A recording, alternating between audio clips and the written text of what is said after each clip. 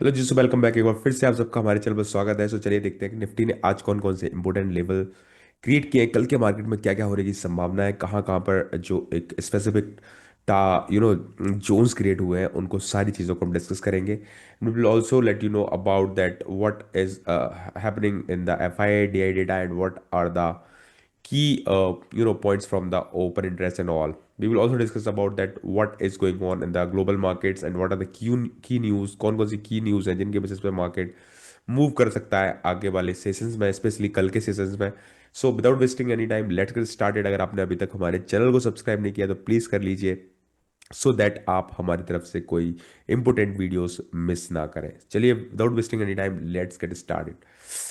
So guys, जैसा कि हम पिछले सेशन में हमने बात करी थी। Just give me 1 minute. Okay, so it is kind of who has done that. Just give me 1 minute, sorry for that. So जैसा कि हमने कल आज के मार्केट की पहले हम बात कर लेते हैं। यहाँ पर काफ़ी इंटरेस्टिंग मार्केट रहा है। देखिए, मार्केट ओपन होता है, फिर एक साइडवेज मूव करता है, देन फिर यहाँ पर एक बार फिर से नीचे की तरफ जाते हुए ऊपर की तरफ क्लोज हो जाता है। बट मैं आपको एक बार बताना चाहूँगा कि यहाँ पर काफ़ी सारी डाउन साइड जो एक्सपेक्टेशंस है मार्केट में काफ़ी सारी बढ़ गई है। उसके पीछे की रीजनिंग को हम डिस्कस करेंगे। और यहाँ पर देखिए, आज एक डॉजी काइंड ऑफ कैंडल यहाँ पर डेली चार्ट्स पर भी फॉर्म हुई है। तो कल के मार्केट में क्या होने की संभावना है, उसको हम डेटा को स्टडी करने की कोशिश करते हैं। सबसे पहले चलते हैं एफआईआई के डेटा की तरफ कि आज क्या क्या देखने को मिला है हमको।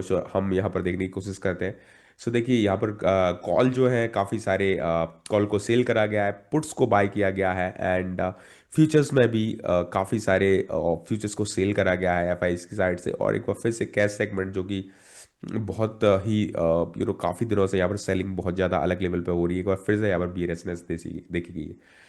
तो फ्यूचर ऑप्शन हो या पुट हो, कॉल हो या पुट हो, फ्यूचर्स हो या कैश हो, चारों जगह पर एफ आई आई ने बीयरस मूव दिखाने की कोशिश करी है। तो ये थोड़ी सी वीकनेस मार्केट में कल के लिए या साइन रहेगा। एंड अगर हम ओपन इंटरेस्ट की बात करते हैं तो यहाँ पर देख सकते हैं हम कि काफ़ी ज़्यादा ओपन इंटरेस्ट ऐड हुआ है। 26,200 पर अभी ऐड हुआ है, यहाँ पर 26,500 पर भी ऐड हुआ है, 26,300 पर भी ऐड हुआ है। हर एक 100 मल्टीपल्स पर यहाँ पर ऐड हुए हैं। और इवन 26,100 पर भी ऐड हुआ है। हालांकि पुट्स में भी ऐड हुए हैं और कॉल्स में भी ऐड हुए हैं, बट ओवरऑल अगर मैं ओवरऑल बात करूँ तो यहाँ पर कॉल साइड ज़्यादा ओपन इंटरेस्ट ऐड हुआ है, मीन्स कॉल साइड ज़्यादा सेलिंग हुई है कॉल ऑप्शंस की। तो इस बेसिस पे भी मार्केट मुझे लगता है कि थोड़ा सा कल नेगेटिव रहने वाला है। Then we will be moving towards that what is happening in the global front. So अगर मैं ग्लोबल फ्रंट की बात करूँ, सबसे पहले हम एशियन मार्केट्स को देख लेते हैं, इंक्लूडेड इंडिया। सो यहाँ पर देख सकते हैं कि काफ़ी ज़्यादा प्रेशर में रहे मार्केट। यहाँ पर इंडियन मार्केट हालांकि बहुत ज़्यादा डाउन नहीं गया है, करीब 0.10 अराउंड के यहाँ पर गिरावट देखने को मिली, बट बाकी मार्केट्स में काफ़ी सारी नेगेटिविटी हमको देखने को मिली है।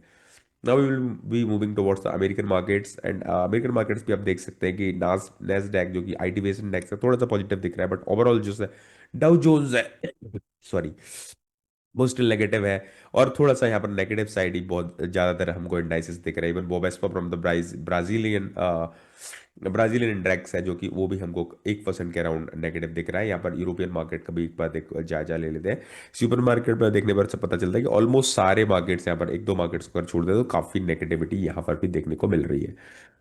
सो देखते हैं कि क्या कुछ इंपोर्टेंट न्यूज़ है यहाँ पर। लेट मी चेक, यहाँ पर कोई बहुत बड़ी न्यूज़ मुझे दिखाई नहीं दे रही है।